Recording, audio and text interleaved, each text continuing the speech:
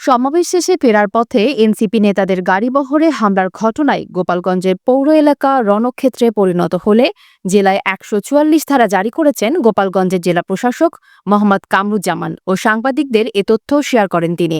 নিষিদ্ধ সংগঠন ছাত্রলীগ ও কার্যক্রম নিষিদ্ধ থাকা আওয়ামী লীগের নেতাকর্মীরা চৌরঙ্গি মোড়ে এনসিপির নেতাদের গাড়িবহরে দুই পাশ থেকে হামলা চালায় ইটপাটকেল ছুড়ে।